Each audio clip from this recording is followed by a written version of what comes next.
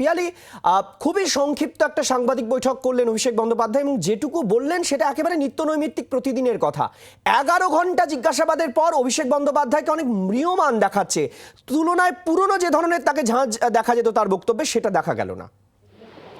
দেখো, স্বাভাবিকভাবেই এখন আর কিন্তু অভিষেক বন্দ্যোপাধ্যায় সেই ঝাঁজ দেখা যাচ্ছে না। তার কারণ গতকালকে 8.5 ঘন্টা, আজকে 11 ঘন্টা, আগামীকাল আবার তাকে ম্যারাথন জিজ্ঞাসাবাদের মুখে পড়তে হবে সিআইডির। আজকে ইডির আধিকারিকরা তাকে দীর্ঘক্ষণ জিজ্ঞাসাবাদ করেছে। আর্থিক লেনদেন সংক্রান্ত বিষয়, প্রাথমিক নিয়োগ সংক্রান্ত বিষয়, যে তথ্য প্রমাণ, জোরালো তথ্য প্রমাণ তারা পেয়েছিলেন, সেগুলোকে সামনে রেখে এবং লাগাতার ভাবে, এবং এই যে তাকে 11 ঘন্টা জিজ্ঞাসাবাদ করা হয়েছে সেটা ব্রেকলেস, অর্থাৎ মাঝে কিন্তু কোনো রকম কোনো ব্রেক দেওয়া হয়নি। 11 ঘন্টার টানা জিজ্ঞাসাবাদ তাকে করা হয়েছে। খুব স্বাভাবিকভাবেই তার থেকেই তিনি বিধ্বস্ত বোঝা যাচ্ছে। এবং আগামীকাল, আজকের দিনটা শেষ হলো, আগামীকাল এখানেই একটা বিষয় ছিল, সিআইডির ক্ষেত্রে কিন্তু তিনি বেশ কিছুদিন একটা রক্ষা কবচ পেয়েছিলেন, কিন্তু ইডির মামলাতে এই মুহূর্তে তার কোনো রক্ষা কবচ ছিল না। ফলে 11 ঘন্টা যখন অতিক্রান্ত হচ্ছে তখন একটা গ্রেফতারির আশঙ্কাও তো অনেকে করছিলেন। দেখো, তদন্তর ক্ষেত্রে যদি তদন্তকারী অফিসাররা মনে করেন সেক্ষেত্রে যে কোনো কোয়ার্সিভ অ্যাকশনই তারা নিতে পারেন। যদিও ঠিকই তুমি বলেছো যে এই মামলার ক্ষেত্রে কোনো রকম কিন্তু তার ইমিউনিটি নেই বা কোনো রক্ষা কবচ নেই। ফলে রাত্রির যখন 10টাও পেরিয়ে যাচ্ছে, খুব স্বাভাবিকভাবে কোনো কড়া পদক্ষেপের দিকে ইডি এগোচ্ছে কিনা সেই দিকে খুব স্বাভাবিকভাবেই জল্পনা ছিল। যদিও কিছুক্ষণ আগে অভিষেক বন্দ্যোপাধ্যায় তিনি বের হয়ে এসেছেন, তবে আবারও তাকে ইডি হয়তো এই সংক্রান্ত বিষয়ে জিজ্ঞাসাবাদ করতে পারেন।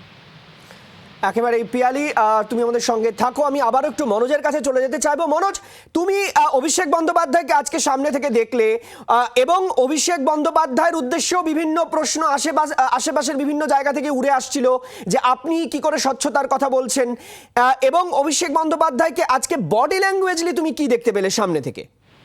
দেখো, বডি ল্যাঙ্গুয়েজ নিয়ে যেটা দেখা গেল, এক কথায় বলতে গেলে চলে, সেই ঝাঁজ কিন্তু তার মধ্যে ছিল না। টানা 11 ঘন্টা যে তাকে জিজ্ঞাসাবাদ করা হয়েছে এবং দফায় দফায় তাকে কিন্তু বিভিন্ন রকম ভাবে জিজ্ঞাসাবাদ করা হয়েছে। অর্থাৎ যে তদন্তকারী আধিকারিকরা তারা তাকে যে জিজ্ঞাসাবাদ করেছিল, যে সমস্ত বিষয় নিয়ে জিজ্ঞাসাবাদ করেছিল, তার কিন্তু সঠিক উত্তর সব জায়গাতে পায়নি। সেই জন্য কিন্তু দফায় দফায় তাকে একটা বিষয় নিয়ে কিন্তু জিজ্ঞাসাবাদ করছিল এবং দীর্ঘক্ষণ ধরে এই যে জিজ্ঞাসাবাদ, এই জিজ্ঞাসাবাদের প্রক্রিয়াতে কিন্তু অনেক লেন্দি প্রসেস, অর্থাৎ অনেক সময় লেগে গেছিল। অর্থাৎ টানা 11 ঘন্টা জিজ্ঞাসাবাদ করার পরে কিন্তু 11টা নাগাদ এই সিজিও কমপ্লেক্স থেকে অভিষেক বন্দ্যোপাধ্যায় তিনি বার হন এবং বার হয়ে তিনি যখন সাংবাদিকদের মুখোমুখি হন, তাকে জিজ্ঞাসাবাদ করা হয়েছিল বিভিন্ন দুর্নীতি সম্পর্কে। তিনি কিন্তু একটাই কথা বলেছেন যে তিনি রাজনৈতিক চক্রান্তের শিকার হয়েছেন এবং বিভিন্ন কারণের জন্য তাকে কিন্তু ডেকে পাঠানো হচ্ছে। অর্থাৎ আজ যে তাকে যে প্রাথমিক নিয়োগ সংক্রান্ত বিষয়ে তাকে যে দুর্নীতি, সেই দুর্নীতির বিষয়ে তাকে জিজ্ঞাসাবাদ করা হয়েছে। তবে ইতিমধ্যে কিন্তু সিজিও কমপ্লেক্স থেকে বেরিয়ে অভিষেক বন্দ্যোপাধ্যায় কালীঘাটের দিকে রওনা দিয়েছেন।